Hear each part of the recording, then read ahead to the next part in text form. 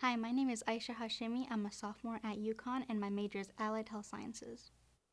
Hello, my name is Natasha. I'm a sophomore here at UConn, and I'm doing a dual degree in Allied Health Sciences and Disability Studies. How does your identity promote connections or disconnections? So I'm Afghan American, so I feel like we'll start with like disconnection is that I always feel like isolated from everyone. As an Afghan woman, like they can't go to school, so I'm gonna have the opportunity to do that. So I feel that connection, like if I'm able to learn, I can help the Afghans in Afghanistan learn. My mother was unable to complete her college fully, and she was kind of barred from going to some of the colleges, like the more sciencey colleges, Yeah. because of her culture, and they're very traditional. They said women shouldn't be learning all of that. So I also feel very proud of myself in a way that I'm able to represent, actually going to school, studying allied health sciences and disability studies. Do you feel connected through community? How so? So I grew up doing martial arts. I did taekwondo at first, and then I transitioned into MMA. Even though you kind of are punching each other and kicking each other and rolling with each other, it's definitely a community where you have that physical closeness, but then also you're striving for the same goal. So you also have that kind of drive together. I volunteer at a pediatric office, and so there's a bunch of kids there. But it's also my grandma's hometown, so it's where I grew up. So everyone knows everyone. And then also the high school that's near us, Fitch High School. I volunteer there all the time. Like I help them out. I won the MLK scholarship, so I help the future MLK scholars. I'm a very volunteering person, so I'm everywhere. Describe your first experience in the medical field. Yes. So my first experience in the medical field was the day I was born. First time in the hospital, starting at the age of 10, that's when I really started to get really sick and had a lot of symptoms. And that's when going into doctor's offices and the hospital became a regular occurrence for me. In all of these roles that I've had working as a provider, I definitely see myself as that patient first. And I remind myself of the time being 10 years old, being scared to death in a doctor's office. My aunts who worked at the pediatric office, the same one I volunteer at, they used to take me to babysit me, and I was a very good kid, so I obviously listened. I would also be able to shadow doctors at a young age, not listen to personal information, but I was able to see through the door, even though you weren't supposed to. Um,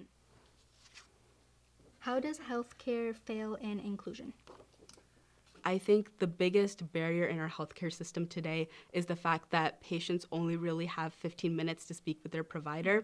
What ends up happening is patients don't get enough time with their provider. Providers are burned out because they have 15 minutes, 15 minutes. They have to keep running through patients.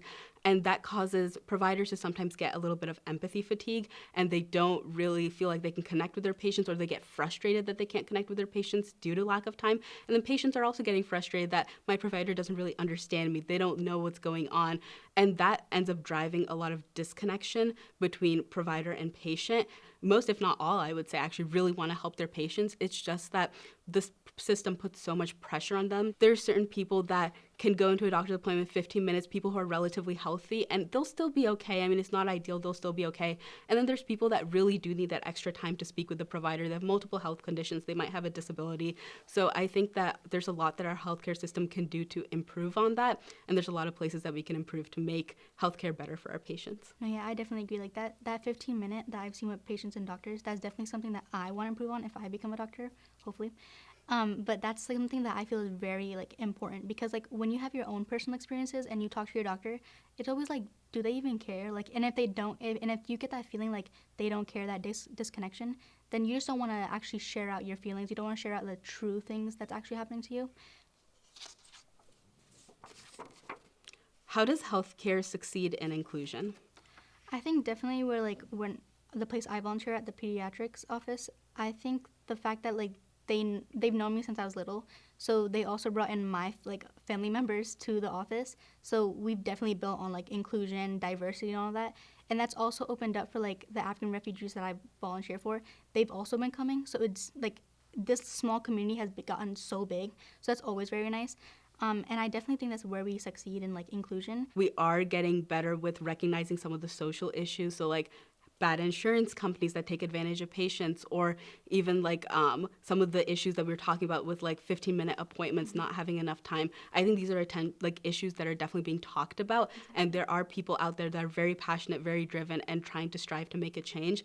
I can say from my own personal experience, I've had physicians where there's actually one physician in particular he was a surgeon, and when I would talk about my issues, he would like sit like close to me, and he would like hold my hand, and he would like nod, and he would just take so much time and so much care when he would talk to me. And that was something that I was like, wow, like this person is actively making a difference. He like understands where I'm coming from. I definitely want to strive and try my best to not only be the best provider I can be, but also maybe to influence some like systemic changes. No, exactly.